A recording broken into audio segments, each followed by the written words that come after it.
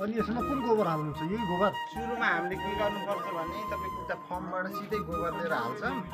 गोबर हालिसकेपछि त्यसलाई पुरै पानी छिटेर टेम्परेचर त्यसको घटाउँछौँ। पहिला यहाँ पनि पशुपालन नै थियो यसको लागि है? हजुर पशुपालन होइन, यसैको लागि मात्रै बनाएको हो यो। यसैको लागि हजुर तपाईँको यसको डुँड पनि जस्तै हामीले बनाउँदाखेरि भिरालो खालको बनाउँछ।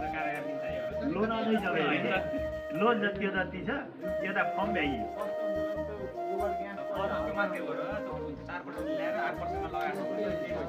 अब त कम छैन, अब यस्तो वेस्ट गएन नै भेगमा आइने कि बाहिर के बाहिर एउटाले फर्म दर्ता गर्यो।